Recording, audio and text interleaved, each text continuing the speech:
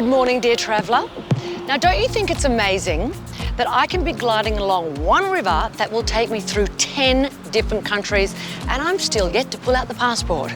I said sweet dreams to the bright lights of Budapest, and now I have woken up and I am doing my steps somewhere in Slovakia, a country that when I was at school, I never thought I'd get to visit here because it was locked behind the Iron Curtain. But now that they've had a velvet divorce, the world is Slovakia's oyster.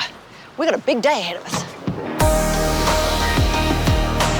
The overnight journey from Budapest to our next stop in Bratislava is around about 200 kilometres.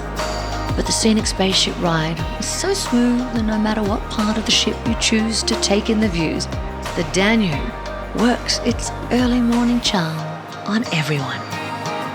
So this is your first river cruise? Yes. Aha. This was perfect. This was perfect. And so we're sort of planning on a few others next year and down the track. Bratislava is the capital of modern-day Slovakia. After becoming peacefully independent from the Czech Republic in 1993's Velvet Divorce, the Danube River now connects the young country to its closest neighbours. However, this wasn't always the case.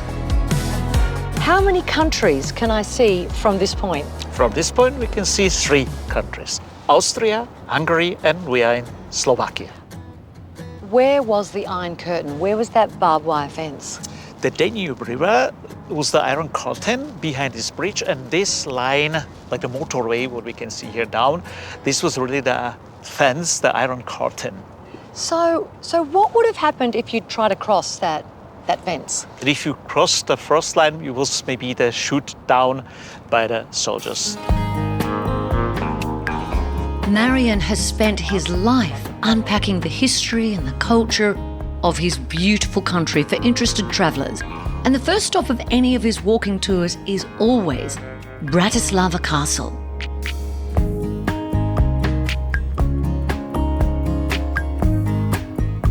Once the home of Empress Maria Theresa, the only woman to ever rule the Austro-Hungarian Empire. Why do they call the Empress Maria Theresa the first ever hippie? She got 16 kids. So they say that with those 16 children, she basically populated all of Europe. Is that right? Yes, she united the Europe in the bedrooms. Yes. I understand why now. Coronated as queen here in Bratislava in 1741, it was this castle that was once Maria Theresa's royal seat of power. Now, it's said that her approach to ruling her empire was to make love, not war, preferring to arrange the marriages of her children to forge peace right across Europe.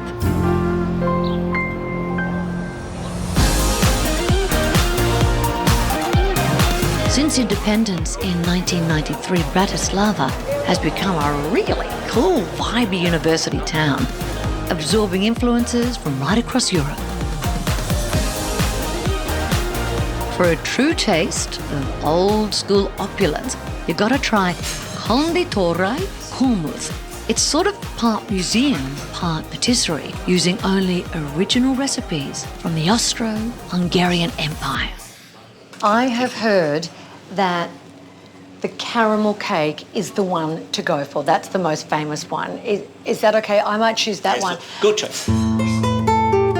While it was actually opened in 2017, the patisserie is adorned with hand-painted Renaissance frescoes and original antiques from the 16th to 19th centuries.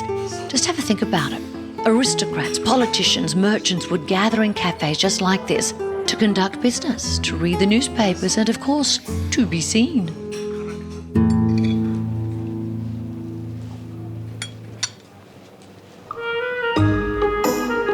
Pretty darn delicious, isn't it? You've stopped talking.